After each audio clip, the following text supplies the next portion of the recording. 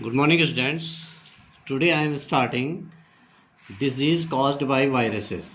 आज मैं शुरू कर रहा हूँ विषाणु द्वारा होने वाले रोग। इससे पहले हमने जीवाणुओं से होने वाले रोगों के बारे में पढ़ा। अब एक एक करके हम शुरू करते हैं विषाणु जनित रोग। सबसे पहले शुरू करते हैं छोटी चेचक।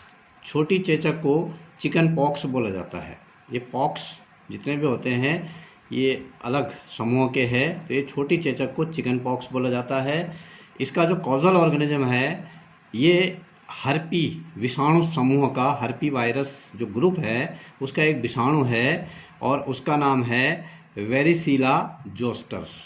ये विषाणु है वेरिसीला जोस्टर, इसके द्वारा ये छोटी चेचक होती है और ये जो रोग है ये छोटे बच्चों और युवाओं दोनों में पाया जाता है। इसके जो लक्षण है, सिम्टम्स है, इसके शरीर पर लाल रंग के दाने आ जाते हैं, छोटे छोटे दाने जो है लाल कलर के बन जाते हैं और बुखार तथा शरीर में दर्द रहने लगता है। और ये जो बीमारी है ये ज़्यादातर संपर्क के द्वारा फैलती है। जो रोगी व्यक्ति होता है उसके संपर्क में आने पर ये बीमारी होती है। यदि किसी व्यक्ति को एक बार चेचक हो जाता है तो उसके कारण उसके शरीर में एक मेमोरी बेस्ड जो इम्यूनिटी है वो क्रिएट हो जाती है। इसके बारे में बाद में हम पढ़ेंगे। जो प्रतिरोधक क्षमता के प्रकार है तो उसके शरीर में एक प्रतिरोधक क्षमता उत्पन्न हो जाती है परमानेंटली और ये बीमारी दोबारा उसको नहीं होती है। इसके रोकथाम है, कंट्रोल मेजर्स है इसके। इस रोग की रोकथाम के लिए रोगी के संपर्क में नहीं आना चाहिए। इसके अलावा इसके बचाव के लिए टीका लगाया जाता है। छोटी चेचक चिकन पॉक्स का टीका इसके लिए लगाया जाता है तो ये रोग नहीं होता है। अगर होता है तो इसका पता नहीं चलता है। उपचार है इसका ट्रीटमेंट। यदि किसी को ये रोग हो जाता है तो एंटीबायोटिक जो दवाइयाँ हैं विभिन्न प्रकार की जो कि डॉक्टर की सलाह पर दी जाती है उसका ट्रीटमेंट इस बीमारी में किया जाता है। दूसरा है खसरा।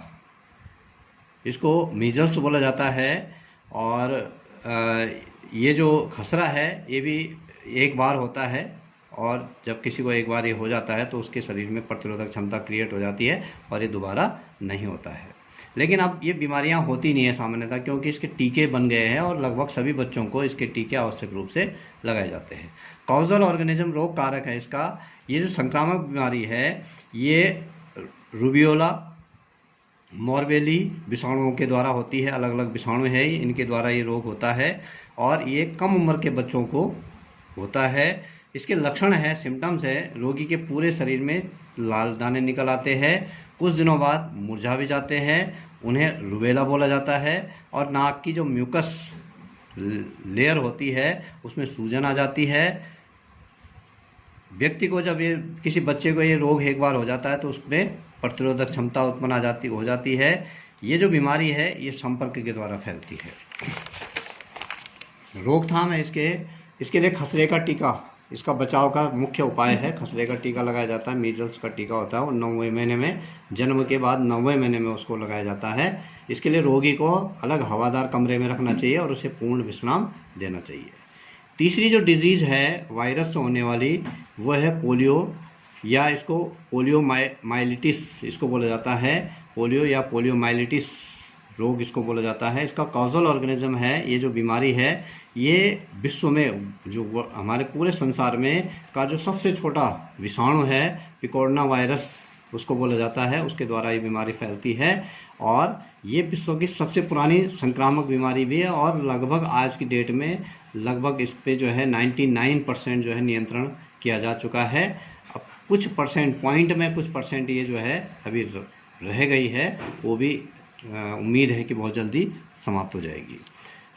इसका जो संक्रमण होता है, कम्युनिकेशन होता है, ये विषाणु खाद्य पदार्थ के द्वारा, जल के द्वारा शरीर के अंदर आंत में पहुंचते हैं और आंत के द्वारा आंत से जो है अवशोषित होकर रक्त में और लसिका में ये वृद्धि करता है और केंद्रीय तंत्रिका का जो हमारा CNS है, सेंट्रल नर्वस सिस्टम या केंद्रीय तंत्रिका तंत्र, वो वहाँ पर पहुँचकर ये मोटर कोशिकाओं को नष्ट कर देता है और वो उन मोटर कोशिकाओं को नष्ट करता है जो कि मांसपेशियों की कार्यप्रणाली को नियंत्रित करती है। जब ये मोटर कोशिकाओं को नष्ट कर देता है तो मांसपेशियों की जो कार्यप्रणाली है वो ढीली पड़ जाती है और इसका जो लक्षण है इसके फलस्वरूप व्यक्ति जो है लकवाग्रस्त हो जाता है, पैरों से जो पैरालाइज हो जाता है और चल नहीं पाता है।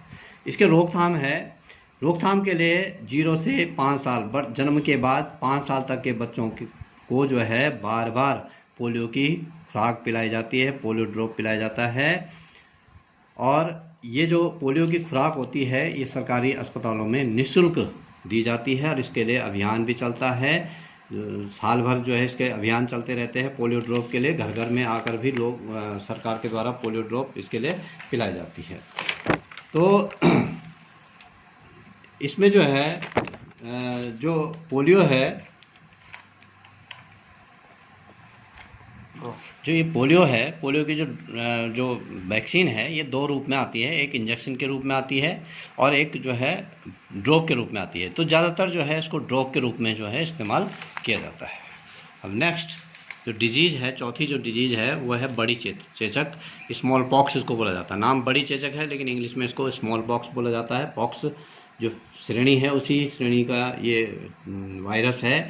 1950 में भारत में जो है लगभग 25 लाख लोगों की मृत्यु इस बीमारी से हो गई थी, लेकिन टीकाकरण करने के बाद ये बीमारी पूर्णतः नियंत्रित हो गई थी। कॉजल ऑर्गेनिज्म जो भारत में जो है ये एपिडेमिक रूप में फैली थी। कॉजल ऑर्गेनिज्म है इसका रोग कारक है। इस बीमारी का जो विषाणु है वह है वेरियोला पॉक्स वायरस या वेरियोला पॉक्स विषाणु उसको बोला जाता है, उसके द्वारा बीमारी होती है। इसके जो लक्षण है, इस रोग में रोगी को तेज़ बुखार आता है, विषाणु जो है संपर्क के द्वारा फैलता है, शरीर में दर्द होता है, बेचैनी होती है, शरीर पर दाने निकल आते हैं और उन दानों में मवाद भर जाता है। सूखने के बाद पपड़ी जो बनती है वो झड़ जाती है, उसके निशान शरीर पर रह जाते हैं, उनको चेचक के निशान भी बोला जाता है। इसके रोकथाम है, इसके लिए जो है इसके बचाव के लिए जो है टीका लगाया जाता है। बड़ी चेचक स्मॉल पॉक्स का टीका आता है और उसके द्वारा ये पूर्ण रूप से नियंत्रित हो जाती है। नेक्स्ट जो डिजीज है वह है रेबीज। इसको हाइड्रोफोबिया भी बोला जाता है क्योंकि इस बीमारी में व्यक्ति को पानी से डर लगता है, थोड़ा सा पानी भी उसको बहुत ज़्यादा लगता है और उससे उसको डर लगता है, इसलिए इसको हाइड्रोफोबिया भी कहा जाता है। इसका जो कॉजल ऑर्गेनिज्म है, रोग कारक है इसका, उसको बोला वो एक स्ट्रीट वायरस जो विषाणु है उसके कारण ही फैलता है। स्ट्रीट वायरस उसको बोला जाता है। और ये जो फैलता है ये किसी संक्रमित कुत्ते, ऐसे कुत्ते के काटने से जिसके लार में रेबीज ये स्ट्रीट वायरस पाया जाता है, या बिल्ली, खरगोश, लोमड़ी, इनके बंदर हो गया, इनके लार में जो है ये सामान्यतः पाया जाता है। और ये किसी व्यक्ति को अगर काटते हैं तो काटने पर इसके लार से जो विषाणु होता है वो व्यक्ति के रक्त में प्रवेश कर जाता है और रक्त से तंत्रिका तंत्र में ये पहुंचता है और सीधे तंत्रिका तंत्र को ये प्रभावित करता है। और इस स्थिति में उस व्यक्ति को एंटी सीरम या एंटी रेबीज के इंजेक्शन लगाए जाते हैं। पहले इसके लिए 14 इंजेक्शन लगते थे, अब इसका जो 14 इंजेक्शन है उनकी 4 डोज बना दी गई है और 4 इंजेक्शन से ये बीमारी जो है पूर्णतः नियंत्रित हो जाती है। लेकिन यदि इसका समय पर इलाज न करवाया जाए और व्यक्ति को ऐसे ही छोड़ा जाए और वो वास्तव में उस जानवर के लार में रेबीज के विषाणु अगर हों तो व्यक्ति की मृत्यु तक भी हो सकती है। इस स्थिति में अगर कोई जानवर किसी व्यक्ति को काटता है तो उस घाव को जो है स्वच्छ जल से धोना चाहिए और उच्च कोटि के एंटीसेप्टिक जो ट्यूब होती है उसको उस पर लगातार लगाना चाहिए, तुरंत डॉक्टर के संपर्क में होना चाहिए। नेक्स्ट है जुकाम या सामान्य ठंड, इसको बोला जाता है, फ्लू या कॉमन कोल्ड इसको कहते हैं।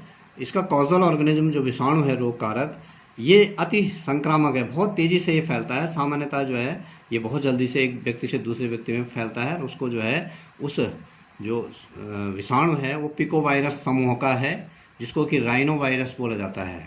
जिस विषाणु को राइनो वायरस कहा जाता है उसके द्वारा ये जुकाम फैलता है। संक्रमण होता है इसका जब कोई संक्रमित व्यक्ति छींकता है या खांसता है तो उसकी जो विषाणु जो है वो जल की कणिकाओं के साथ नाक के स्राव से जो है वो दूसरे व्यक्ति में फैलता है संपर्क के द्वारा।